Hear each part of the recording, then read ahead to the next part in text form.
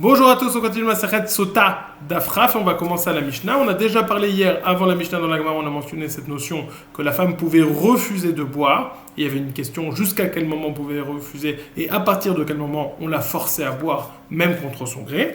On va voir, en réalité, c'est discuté déjà dans une Mishnah.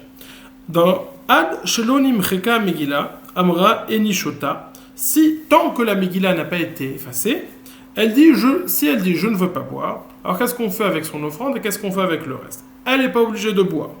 Megillah Tani Gnezet, ce qu'on a écrit, tant que ça n'a pas été effacé, eh ben on met ça à la Gniza dans le Echal, ou Minchata Mitpazeret à la Deshen, et sa Mincha, son offrande, on va la mettre sur le Beit HaDeshen, c'est l'endroit où on va brûler les Kodashim qui sont psoulis. Maintenant, est-ce qu'on ne peut pas utiliser cette Megillah de Sota pour l'utiliser pour une autre Sota? Non, ça a été écrit pour elle, ça va rester pour elle, et donc on va devoir le mettre à la Geniza puisqu'on ne peut plus l'utiliser. Nimcheka Megillah ve'amara tme'ain ani. Par contre, si elle a déjà été, la Megillah Sota, toute la paracha de Sota a déjà été effacée dans l'eau, et elle dit, pas par contre. Un autre cas, si la Megillah de Sota a déjà été effacée, et elle dit pas je ne veux pas boire, elle dit je suis tméa, ça sert à rien de me faire boire, je suis tméa, c'est-à-dire que j'ai eu une relation interdite. C'est vrai. Alors qu'est-ce qu'on fait? Maintenant aussi on est coincé. Amaim nishpachim, l'eau, on va la renverser. Minchata mitpazeret al Beit HaDeshen, son offrande aussi, on va la faire brûler dans le Beit HaDeshen, on fait brûler les psulim, les kodashim qui sont psulim. Troisième cas, Nimcheka Megillah va amra Enishota. Si on a déjà effacé la Megillah et elle dit maintenant moi je veux pas boire Enishota. Mais Arinota ou Mashkinota Be'al Kocha, on va la forcer à boire Be'al Kocha, même contre son gré. Donc, si elle dit Tme'ani, si elle dit je suis impur, évidemment on va plus pouvoir la forcer. Si elle dit pas Tme'ani, mais si elle dit je ne veux plus boire, alors ça dépend. Si on a déjà effacé la Megillah, eh ben on la force à boire. Si on n'a pas encore effacé la Megillah, on ne va pas la forcer à boire. Et après, donc, son offrande, on va la brûler sur le Beit HaDeshen, et la Megillah, on va la mettre à la Gniza. Ok? Avant, on a vu à partir de quand, si on a écrit la Megillah Kedin ou pas, si on a écrit trop tôt, est-ce que c'est bon? On avait vu que c'était une discussion de Shitot dans la Shita de Rabbi Akiva. Eina mesapeket lishtot atchepanea morikot, elle n'a pas fini, alors littéralement ça veut dire qu'elle n'a pas encore fini de boire, mais il y en a qui disent non, c'est dès qu'elle finit de boire, atchepanea morikot, son visage devient vert, veinea boltot, ses yeux sortent, veimit malet gidin, et son visage, ses joues se remplissent de veines. Vehen omrim hotziua shelo titame azara. Et donc on voit qu'elle va presque mourir. On dit sortez-la pour qu'elle ne rende pas toute la azara tmea. Im yesh kasrut aitatolela. Si elle avait du mérite, ça pouvait repousser la punition. Yeshrut tole shana achat, yeshrut tole bet shanim, yeshrut tole shalosh shanim. Il y a du mérite qui peut faire durer 1 an, il y en a qui peut faire durer 2 ans, il y en a qui peut faire durer 3 ans. Mikan Omer Benazai, Chayav Adam le Lamed plutôt Torah, Shim Tishte Tedash Asrut Tolela. Et de là, nous dit Benazai, un homme a l'obligation d'enseigner à sa fille de la Torah, car si elle en vient à boire, elle saura que le srout va lui repousser la punition. Rabbi Eliezer Omer Kol Melamed plutôt Torah, Keilou ou Lomda Tiflou. Toute personne qui enseigne à sa fille de la Torah, c'est comme s'il lui enseignait de la Tiflou. Tiflou, il y a plusieurs explications. Une des explications, ça veut dire c'est du vent, c'est rien du tout. Il y a d'autres explications, Rabbi Yoshua, mais qui ne sont pas de... C'est clair que la connotation est négative. Ce n'est pas d'autres explications qui vont dire que c'est positif. Rabbi Yoshua Omer, Rotse Isha Bekav Vetiflut, Mi Tisha Kabin ou Prishut. Ça aussi, c'est une memra qui va être expliquée dans la Gemara. Rabbi Yoshua nous dit une femme, elle préfère un cave et de la tiflut plutôt que 9 cabines et de la préchoute et de la séparation. On va voir dans la Gemara à quoi cela fait-il référence. Ouaya Omer, Rabbi Yoshua disait donc, chassid choté, un chassid qui est idiot, fou. Racha arum, un racha qui est rusé. Veisha prusha, une femme qui est prusha, qui est séparée. Ou makod prushin, et makod et prushin, c'est ceux qui se donnent des coups dans les murs pour montrer leur humilité. Arelu Mevale Olam, tout cela sont des Mevale Olam. Il y en a qui disent qu'ils détruisent le monde, il y en a qui disent Mevale Olam, c'est-à-dire qu'ils ne sont pas présents dans le monde, ils sont déjà effacés. Amar Rabbi Yehuda Mar Shmuel Mishum Rabbi Meir. Rabbi Yehuda dit au nom de Shmuel, au nom de Rabbi Meir. Kshaiti lamed Torah etzel Rabbi Akiva. Lorsque j'étudie la Torah chez Rabbi Akiva, iti metaye matil kan kantum le torah. je mettais du kankantom dans l'encre. Qu'est-ce que c'est le kankantom? On a vu, c'est quelque chose qui est interdit de faire la Megillat Sota avec. Pourquoi? Quelle est la particularité du kankantom? C'est que ça va toujours rester sur le parchemin, ça va s'incruster dans le parchemin, ça va imprégner le parchemin, ça ne va jamais s'effacer. C'est indélébile. Et donc, lui nous dit, Rabbi Yehuda au nom de Shmuel au nom de Rabbi Meir, il dit lorsque j'étudiais à Torah chez Rabbi Akiva, moi je mettais dans mon encre du kankantom. Velo Amarli Davar, il m'a rien dit du tout. J'ai bâti etzel Rabbi Ishmael, lorsque je suis venu chez Rabbi Ishmael, Amarli Benim, Armelartecha, il a dit mon fils, quel est ton travail? Amartilo, lavlarani, je lui dis je suis un lavlar, c'est-à-dire je suis un sofer, j'écris des Sifrei Torah. Amarli Bni, Vezaïr, Shemlartecha Melchet Shamaim. Je lui ai dit mon fils, fais attention.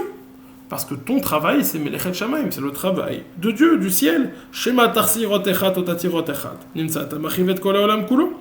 Peut-être tu manques une lettre ou un mot, ou tu vas rajouter ou tu vas enlever une lettre, et il se trouve que tu vas détruire le monde entier. Martilo davar echad yeshli shani matil etochadio vekankantum shmo. Alors, qu'est-ce qu'il lui a répondu? Il dit non, moi j'ai quelque chose que je mets dans mon encre, ça s'appelle le kankantum. Marloi vechi matilin kankantum letochadio, Torah amra macha katav shiyuchal limchot.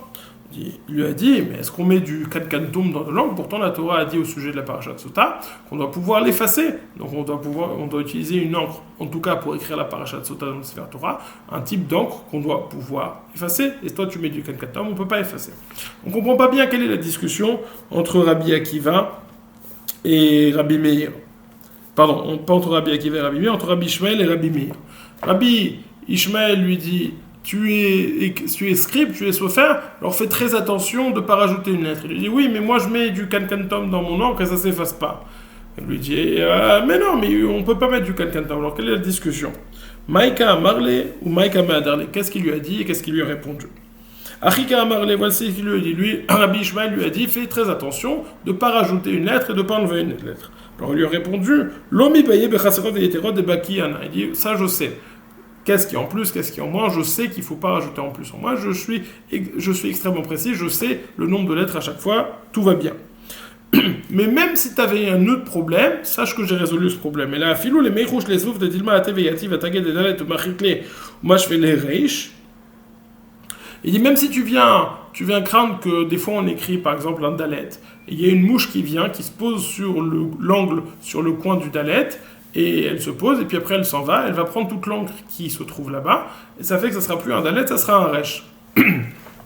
Une mouche va pouvoir détruire le travail du Sefer Torah. C'est-à-dire, si tu crains ça, sache que j'ai pas de problème, parce que d'avoir Echad Yeshli Shanimatil et Tochadio avec Kankantom Shmo, je mets du Kankantom dans mon encre, et donc ça s'efface pas du tout, même s'il y a une mouche qui vient, ça ne s'efface pas du tout. Donc c'est ça la discussion de lui. Il fait très attention de ne pas rajouter, ou de ne pas enlever une lettre, il lui dit ça, il n'y a pas de problème, je connais très bien. Il dit non seulement je connais très bien, en plus j'ai fait même attention à un autre problème, que les mouches ne vont pas rendre pas tout le monde Sefer Torah.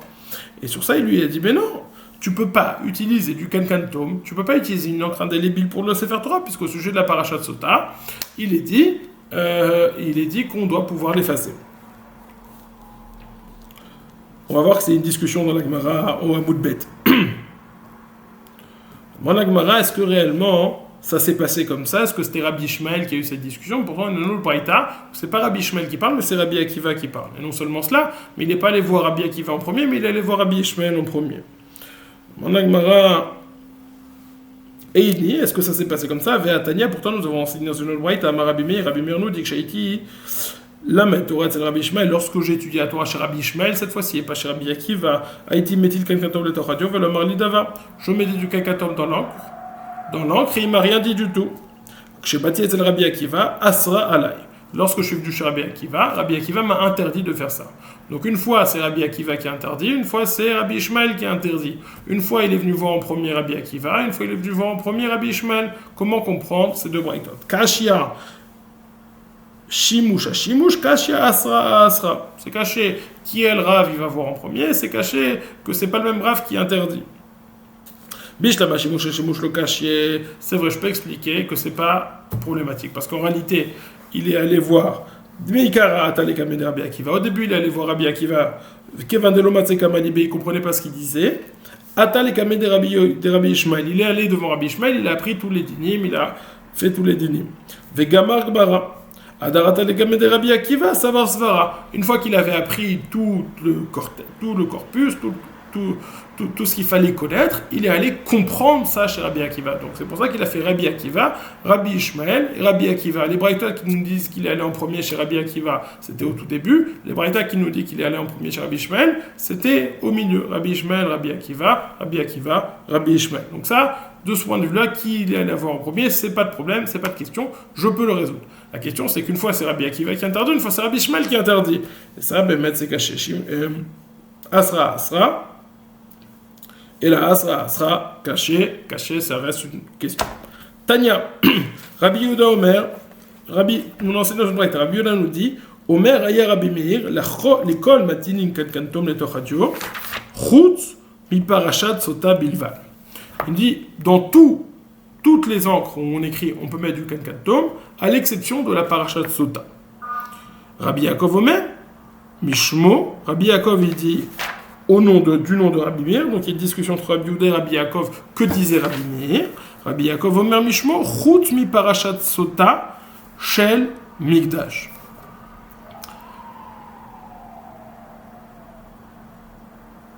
Voilà. Alors Rabbi Yaakov, il disait, c'était uniquement la parashat sota qu'on allait écrire au Beth Amikdash pour faire boire la sota. Mais pas la parashat sota qui est écrite dans le Sefer Torah. Tandis que Rabbi Yehuda disait au nom de Rabbi Meir que même la parashat sota, lorsqu'on l'écrit dans le Sefer Torah, mais parashat sota, eh ben, on ne peut pas utiliser d'une kankantom. Quelle est la discussion entre les deux? Pourquoi est-ce qu'un il dit on peut écrire un Sefer Torah, parashat sota, et que ce soit indélébile? Il y en a qui dit on ne peut pas écrire la parashat sota avec le Sefer Torah, que ce ne soit pas indélébile. Ça a l'air d'être que leur question est-ce qu'on peut utiliser éventuellement le claf, le parchemin du Sefer Torah, pour la sota? On a dit, la condition pour la sota, il faut que ce ne soit pas indélébile, il faut que ça se fasse complètement.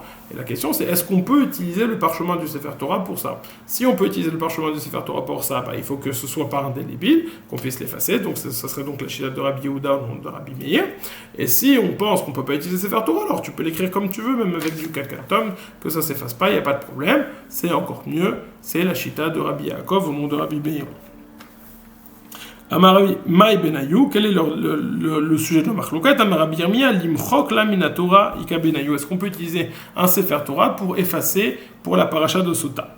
Vanetanoé, kihanetanoé. Et cette marloquette Tanaïm, on veut la faire dépendre d'une autre marloquette Tanaïm. Détania, quand on enseigne dans une braïta, Megillata kshera lashkot basota acheret. La Megillah d'une sota aleph, elle n'est pas kshera pour l'utiliser pour une sota bête. Ça doit être défini pour sota aleph et pas pour sota bête. Rabbi Achi bar Rabbi Yosh.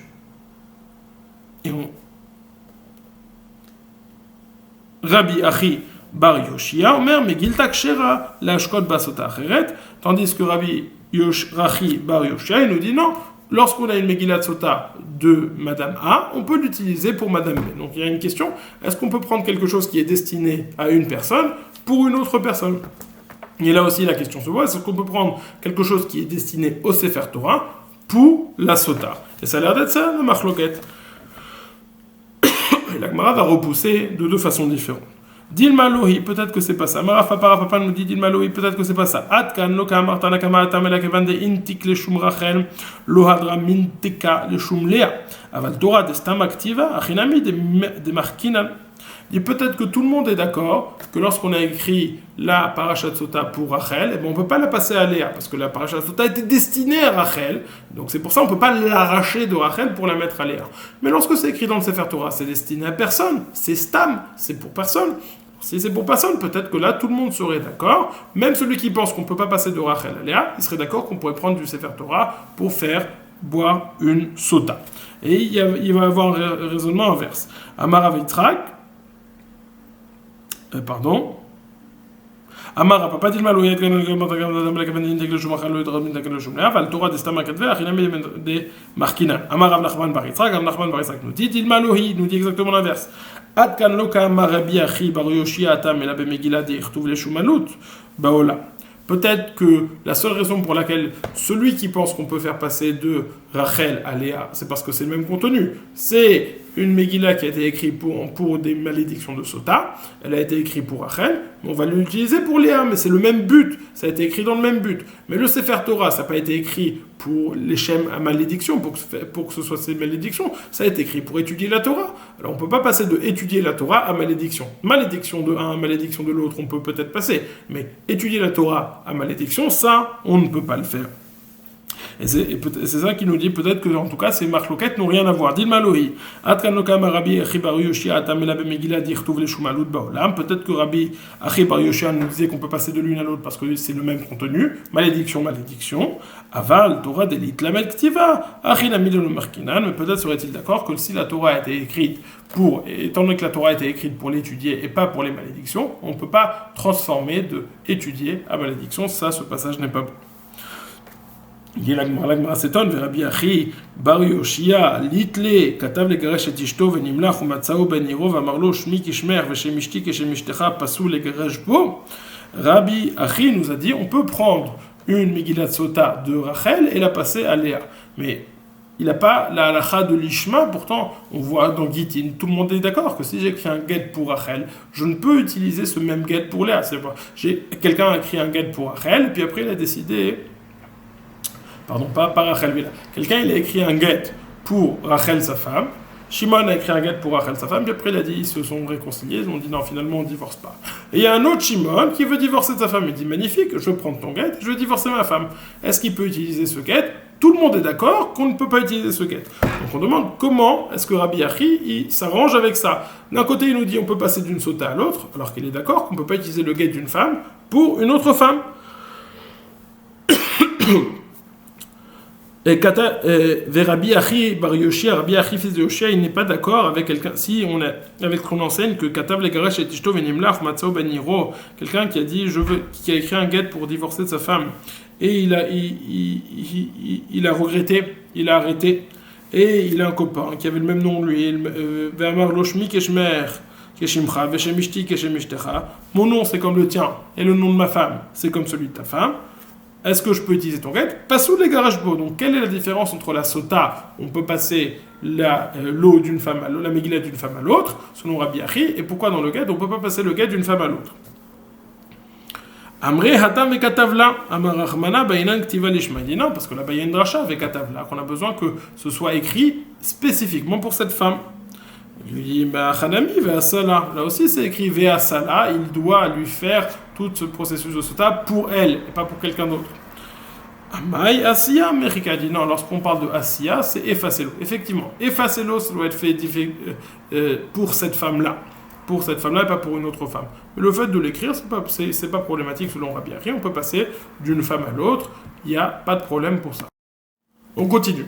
Eina, mais ça peket l'ishtot atchepanea morikot. On a dit que l'eau, elle faisait son effet immédiatement, elle devenait tout de suite verte. Alors on a vu dans la Mishnah plus haut qu'il y avait une marloquette. Quand est-ce que s'arrêtait le processus quand est-ce qu'elle buvait? Avant les corbanotes ou après les corbanotes? Alors si elle boit après les corbanotes, c'est clair, parce qu'après les corbanotes, elle a déjà fini tout le processus, ça peut prendre effet tout de suite. Mais si elle boit avant les corbanotes, ça peut pas prendre effet tout de suite, elle doit encore apporter ses corbanotes. C'est pour ça qu'on dit l'Agmara, qui est le Tana de notre Mishnah qui pense que ça fait effet tout de suite, c'est la Shita de Rabbi Shimon, puisque Rabbi Shimon il pense que d'abord on fait les corbanotes, puis après elle boit, donc au moment où elle boit, elle a déjà fini tout son travail et ça peut prendre effet tout de suite. Mané, Rabbi Shimon, quel est le Tana de notre Mishnah qui pense que ça peut prendre effet tout de suite? Rabbi Shimon, Damar, Makrivet, Mirkata, Varakamashke. C'est celui qui pense que d'abord elle fait ses corbanotes, puis après elle boit. Des Kama de Lokarva Minchata, l'eau bat kenemaya, parce que tant qu'elle n'a pas apporté son offrande, l'eau ne marche pas, ne vérifie pas. Dirtiv minchat zikaron maskeret avon, parce que c'est écrit une offrande au sujet de la mincha qu'elle apporte, c'est une offrande zikaron maskeret avon qui rappelle la faute. Donc on voit que le rappel de la faute dépend aussi, on doit déjà avoir apporté l'offrande pour que la faute soit rappelée. Donc on a dit que la reisha ça devait être Rabbi Shimon. Mais on commence à comprendre la seifa, ema seifa yesh la srout. Haïta tolela. On a dit si elle a du mérite, si elle a du srout, eh ben ça peut repousser la mort. Elle dit, mais oui, mais Rabbi Shimon, il pense pas à ce principe, il pense pas que le scout repousse la mort. Alors, Atan et Rabbanan, ça va selon Rabbanan. Donc la Reisha, c'est Rabbi Shimon, et la fin c'est Rabbanan, comment ça va? Dei Rabbi Shimon. Ah, si tu me dis que c'est Rabbi Shimon, Amarim scout, la Bemaim Amarim. Rabbi Shimon, il pense que le scout n'aide pas dans les eaux amères de la sota. Amar Afrizda, Hamane Rabbi Akiva. Il dit, sache que c'est ni Rabbi Shimon, ni Rabbanan, c'est la chita de Rabbi Akiva qui prend un peu des deux. C'est Rabbi Akiva, d'Ama. Makriv et minchata v'achar kach mashke. D'abord, il apporte sa mincha, puis après elle est mashke. C'est pour ça que l'eau peut prendre effet tout de suite, elle peut être verte tout de suite. Ou bisrout, ça va là qu'est Rabbanan, mais il pense malgré tout, comme la chita de Rabbanan au sujet du srout, que le srout peut repousser la mort. On a enseigné VM Omri Motsiwa. Lorsqu'on voit qu'elle commence à devenir toute verte et à gonfler, alors on dit sortez-la, sortez-la. La question c'est pourquoi on la sort. Maïtaïma, t'es dit ma méta. Les mêmes bras des métasoubé Bechane Lévia, pourquoi est-ce qu'elle meurt? Peut-être, pourquoi est-ce qu'on l'a fait sortir? Parce que peut-être elle va mourir, elle va rendre tout amé. Il dit, mais je comprends pas, on est dans le Machane Lévia. Et si on est dans le Machane Lévia, il n'y a aucun problème à ce qu'il y ait un mort, puisqu'il peut y avoir des morts dans le Machane Lévia. Veatania, pourtant nous enseignons dans une braïta, Tamemet, Mutarli Kanes, les Machane Lévia, quelqu'un qui est tamé parce qu'il était au contact de la mort, il a la permission de rentrer dans le Machane Lévia. Machane Lévia, c'est cette partie du Beth Amikdash où les Lévim peuvent encore entrer.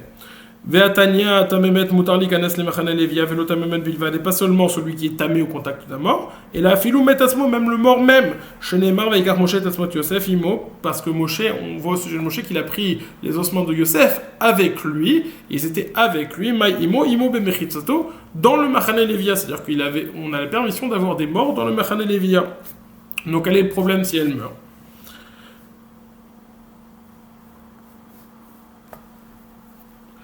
Amar Abaye, Shemati Fros Nidaya. Abaye nous dit non, le problème, c'est pas peut-être qu'elle va mourir, c'est peut-être tellement elle a peur de tout ce qui se passe, elle va devenir Nida. Et Nida, c'est une Touma, et ça, c'est interdit d'avoir la Touma de Nida dans le Machane Lévia. Demande la Gemara, les Meimra des Bidut Amar Merafia. Ça veut dire que le fait d'avoir très peur, ça fait sortir le sang, ça mérafé, ça rend léger le membre, et donc ça libère le sang. Et nous on pense à l'inverse. Alors on dit non, c'est oui, ça fait sortir le sang. Dirti va titralcha la malka meod ve'amarav chez Pir Sanida va titralcha la malka meod. Au sujet de Esther, elle a eu très peur et Rav nous dit elle a eu un écoulement de sang nida.